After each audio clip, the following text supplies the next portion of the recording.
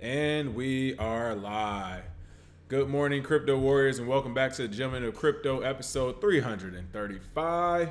Today is Friday, February 1st, and I'm King. And I'm Bitcoin Zay, and we're here to bridge the gap between cryptocurrency and the community Monday through Friday at 10-ish. At 10-ish. For today, before we begin, who's our cryptic coin winner? Oh yeah, so our winner for the cryptic coin is Ryan. Just Ryan, that was his name on YouTube. There we go, I like it. Shout out to him. Definitely put some great information regarding the Binance addition of credit cards to the platform. Would you use it? Do you like it? He actually stated a few of the fees, 3.5% fee or $10, whichever is more, 10 to 30 minutes of waiting to get crypto, which is way faster than before. It used to be pretty slow. And also they accept Visa and MasterCard. So shout out to him for putting that information, and looks like he'll be using Binance. So shout out to Ryan. Thank you for that, Ryan. Oh yeah. And today, before we get started, of course, we'll be talking about Ethereum 2.0. Why buying or selling Bitcoin in Florida now could be a felony charge. That is right, a felony charge. Another crypto exchange has laid off a big percentage of its employees. A new form of malware is out there for Apple Mac computers for when it comes to cryptocurrency. And the second largest Korean political party is going to implement blockchain for member processes. Nice. You gotta put your hand on the camera.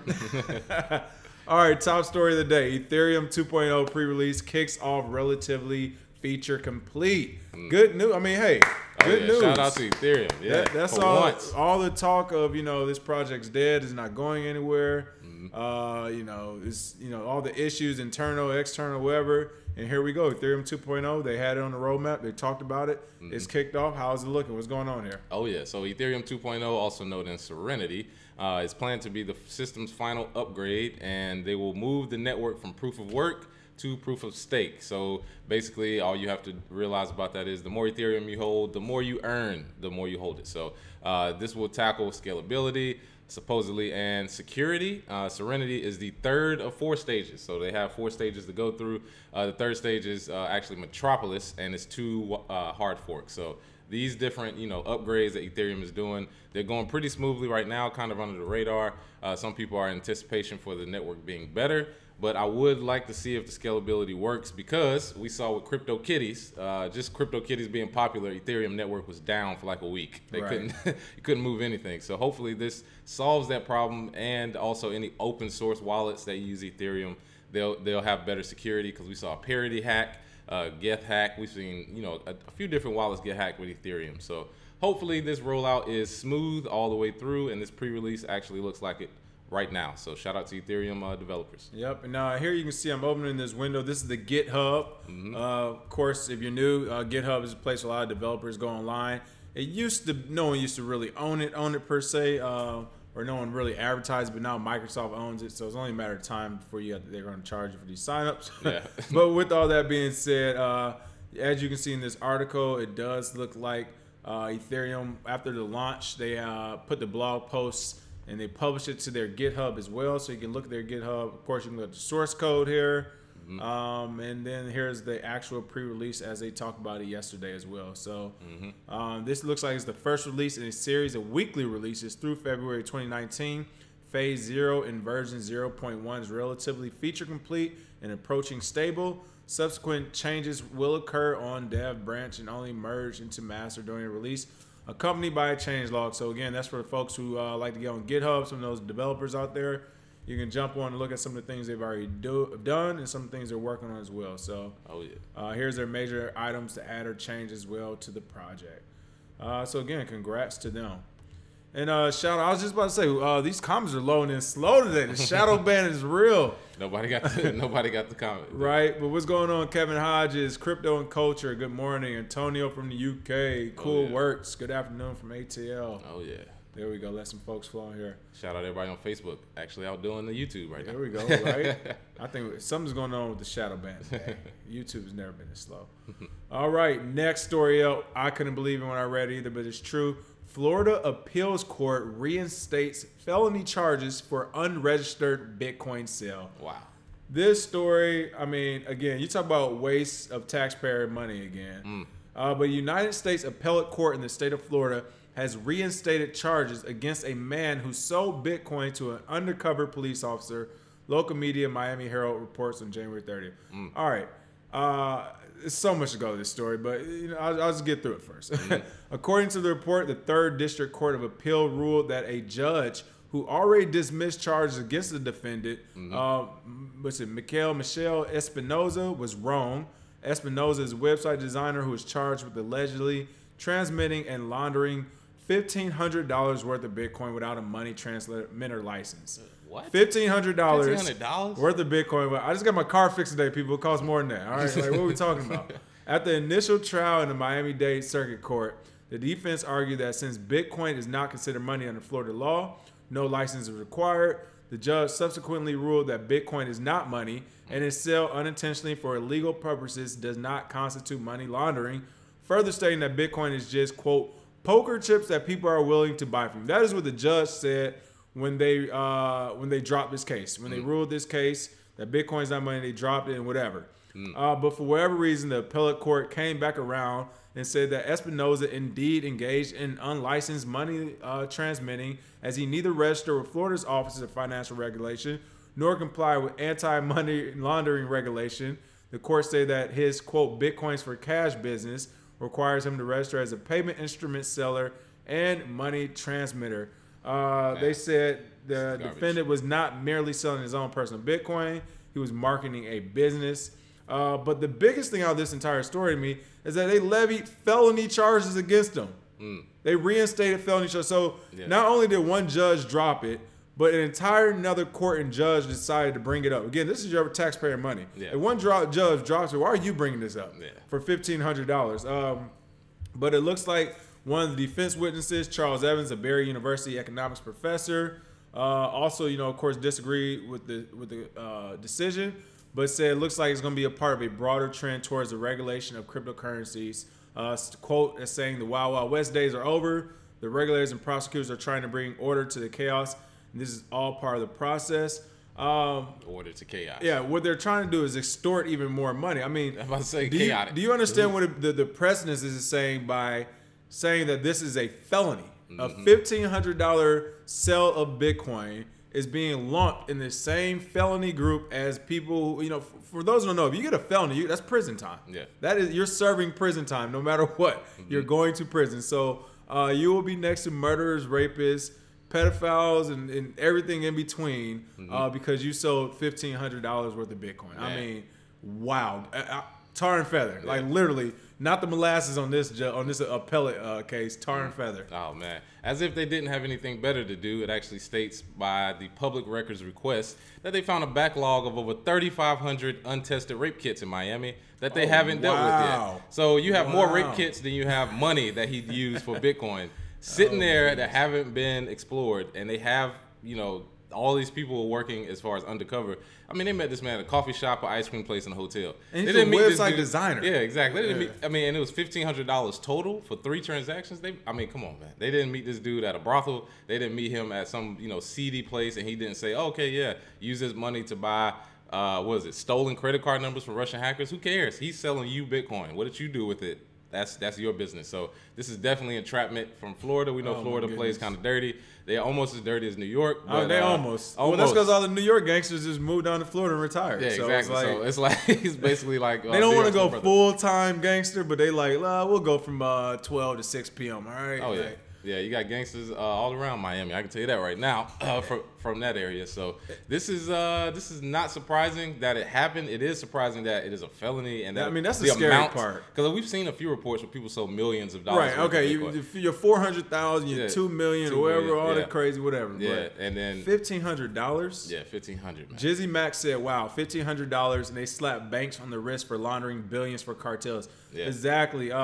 My thing for the last few years has been too big to fail, people. It is literally about just becoming too big to fail because, literally, this is what we've been talking about. It's unfortunate, but a lot of our political structure is officially ran by gangsters. I mean, this is a gangster move. Yeah, man. They messed up this man's life. I mean, this is Florida, too. I mean, Miami was built off cocaine. Like, what are we talking about right now? It was on Time Magazine. Yeah, it really. An open secret. But this is the guy with a website designer that sold $1,500 worth of Bitcoin. Is being charged with transmitting and money laundering. Hey, man. Shannon Allen, let us know what's going on in Florida, man. Wow, this is crazy. What is the deal? This is crazy. Tasha J, hi from Arizona. What's going on? Yep, Tonio saying we didn't get a notification. No notifications, huh? We know time. It's because we're talking about subjects like this. Let's see, Evan, what's going on? Long time no see, Evan. Malik, what's going on? Happy Friday. Happy Friday. Happy Friday. You're watching new Andrea's YouTube on wallets. Oh, we gotta check that out as well. Oh yeah. Yes. Yeah, I mean, what's going on, Panji Smoke from Chicago. Again, people, this is something that we really have to pay attention to, because if we allow this to become the precedent that selling Bitcoin now is literally money laundering and it's a felony charge. I mean, they already got a couple of people with it, but you got to be crazy. I'm just like, I'm about to walk into prison on a felony charge of selling some Bitcoin. Yeah, come on, man. Listen, hey, catch me at the board. Exactly. Just kidding. Just kidding. I would never run. All right, report. I had to say it for the live stream. Yeah, I let it drop at the straight face. Canadian crypto exchange CoinSquare lays off 40 employees. One of Canada's top crypto exchanges, CoinSquare, is reportedly laying off almost 30% of its staff, including its chief financial officer and chief operating officer. Clean the house. The news was reported by Canadian startup and technology news platform BetaKit on January 31st. I can tell you now, whenever the CFO and the COO goes at the same time, and there's layoffs, that is literally like rolling heads. Like the CEO or the board or whoever decide that they're not going to take the top dog, but they're like, hey, we got to get as close as we can get. That means the team, the executives, senior executives, you going. You couldn't imagine money. We got to lay people off. Yeah. You going. You supposed to be the operating officer. You couldn't operate. Couldn't figure out these operations here. You gone. Yeah. And you know what's worse is they probably had those two dudes fire the people that was under them. Oh, you already know that. Then brought them into the office. Then cleaned them up. It's like, how was everything? Everybody took it on. Okay.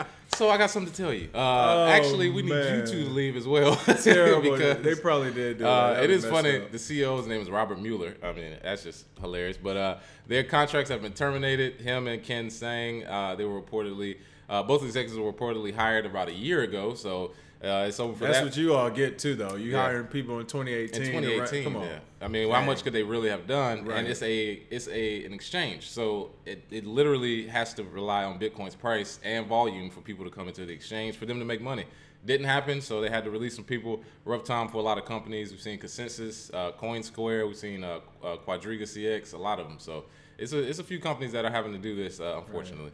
And it looks like after the layoffs were reportedly announced to the staff, the CoinSquare CEO, Cole Diamond, conducted an interview with BetaKit. He said that despite the fresh redundancies, the firm had onboarded 23 new employees this year, 14 of which joined as a result of CoinSquare's acquisition of blockchain-based loyalty rewards company Tipcoin. That seems like just a shameless promo for them. But Diamond stressed that unlike other Canadian exchanges, he's quoted as saying, CoinSquare is in absolutely no trouble, but needs to responsibly manage its resources. Okay, this is where you just lost me at. We'll quote right here. We're in the most, this is another quote from Diamond. We're in the most volatile market that you or I have ever seen. As a result, we scaled up in the last 21 months from 3 people to a high of 150 people. We've decided to make some cutbacks to make sure we protect our strong position in the market. I don't think they're being upfront and honest about being in no trouble. I mean, that's kind of like the meme that goes around the crypto space when, it's all red and the guy's just sitting in the room and the room's on fire. It's like, everything's okay. It's like, all right, everything's not okay. Everybody's been going through the bear market. Every exchange is feeling the squeeze. So to me, that kind of turned me off from their exchange by saying, oh, don't worry. Everything's fine. We're just going to lay off 30-40% of the company. But we hired people earlier this year, too. I mean, honestly, to go from 3 people to 150 people, and was it 21 months? That is some scaling if I ever saw it. A volatile market. I mean, that was a crapshoot. Yeah, that was a crapshoot. Especially with their business model. I mean, they're the 73rd largest. You don't need 150 people. Well, you need 150 people. Right. He's probably like, I know. They was friends of the family. We got rid of them. They were running Coinbase for a while with 12 people strong. Right. Yeah, really. So I mean, you don't need that many people. But I'm sure they figured, like other people, well, we'll just keep growing and it'll never go away. And they were wrong. So unfortunately, they have to get rid rid of 40% of the staff, but they didn't comment to Cointelegraph to confirm, so it could be more, it could be a little less. Right, for sure. But again, it's one of those things where behind the scenes, I always wonder what happened here because whether you're in trouble or not, we know you are, cash strapped, resource strapped, as every crypto business right now. But the fact that you got rid of the CFO, CO, and then about 20. I mean, you probably just got rid of the entire department. Yeah. You probably walked by and was like, "What do all you all do over here?" Yeah, it's like, "Do what?" All right, I thought so.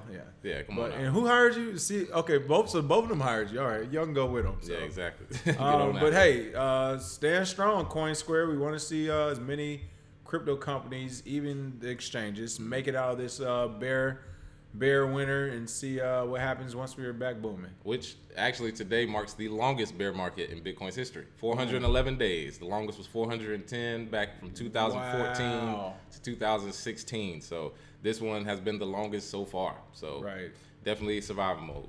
All right, Sergeant Crypto said no notification today and the bell is pressed. The shadow banning is in full effect. You know what? I have another YouTube account where my bell is pressed to. I didn't see an email. So me neither. Yeah. Kevin Hodges said we've decided to go another direction. You already know that. All right, Crypto God, give us a break. What a clickbait title. For one, we have told everybody already these titles will become even more clickbaitish. Very juicy. Because we need the viewers to go along with the content. You see, we're getting shadow banned on notifications. Hey, we're getting shadow banned notifications. That's A. And then B, it wasn't a clickbait title because Florida actually is charging a guy with a felony, as we said. And then I just left off in Florida. I didn't have to, I had to specify the state. And it was the first thing we said. The first one was Ethereum 2.0. That wasn't a clickbait title. That was a sound title, Crypto God, but thank you. It was a sound title, brother. What's going on, Cheryl Beloved? Tony Nolly. Winter is here. That is true. That's pretty funny. All right, this is a very important one. New crypto targets Apple Mac computers to steal and mine cryptos. Excuse me, new malware targets Apple Mac computers to steal and mine cryptos. What is going on with this one? It's a new one every week, I feel. But what's this malware? It's about? Always one, and this one is Cookie Miner. Is the name given to it. It steals saved Google Chrome passwords, iPhone SMS messages, and iTunes backups on tethered machines. The goal of the malware is to gain access to a crypto exchange account, which, most of the malware uses Monero for payments or Monero for mining. And this one is no different, uses Monero as well with its cryptocurrency mining features. This one hasn't been seen as broad as some people would say, but the Palo Alto researchers that actually looked at it, they assume a combination of the stolen data would allow them to bypass the multi-layer authentication, and many exchange users set up to provide their additional security. It will actually bypass that and get them in. So this is another mining or cookie miner type malware that wants to get into your system and steal your stuff. Make sure you are being vigilant with clicking on different links from emails, and make sure you double check and recheck whenever you're sending information out. So this malware, we definitely want to present it because those attacks are available out there. We want to make sure you know. And again, we actually have we have a security article up for those who are new to space. But just as a general practice, you want to make sure you are layering up your security, which what that means is there should be different levels and different layers to even access your own cryptocurrency wallet. If you can access your own crypto wallet, excluding your mobile wallets, which you shouldn't have that much cryptocurrency on in general, if you can access your wallets in less than 5 minutes, you're doing it wrong. Yeah. All right. So if you're using a MacBook, for example, there's options because this does target the Mac Apple users. There are options to add another user in your MacBook. Do that. Say you don't have two computers. Add a second user and only use that for your wallets and cryptocurrency trading. All right. You don't go in there to surf the web or do nothing else but cryptocurrency related things. So right there, that adds one layer. Then you do your two-factor authentication. That's 2 layers. Then you add LastPass or 1Password to access your passwords to get to that. That's your 3rd layer. So and you can do a VPS. There we go. That's fourth layer. There we go. That's password protected with 2-factor as well. There we go. So that is how you layer up. So by the time, unless it's something personal or a hacker specifically wants you because of your business or whatever, usually they're going to leave you alone once they see multiple layers because they don't care that much. Yeah. They're just casting a wide net out and they're getting all the easy people who have no security. So as long as you layer up, have a few layers, again, unless it's something personal or they're coming after your business, more than likely you'll be safe. So, and as Bitcoin's A said, make sure you see what links you're clicking on. The phishing is real out here. Oh, yeah. I swear we get added to like a new newsletter or email list every day. I'm like, who are these people? How did you get my email? Yeah. Somebody had my full name today. It worried me. Crypto God, thanks for the subscription, man. Oh, yeah. Or woman, I'm not sure which. Appreciate you. Or who, but you can let us know in the comments. Oh yeah, that clickbait work. D Shire, I know, right? Look, hey, super. D Shiron, good day, people. Tommy Brown, yeah. Tommy said no notification. Yeah, the shadow ban was real today. We don't know what happened. Who knows? Well, yeah, right. We're trying to do some more SEO related stuff, so they might be getting PO'd at us. We'll see though. We'll keep it going. Mm-hmm. All right, and last but not least, story of the day. One of the stories of today: second largest Korean political party to implement blockchain for member processes.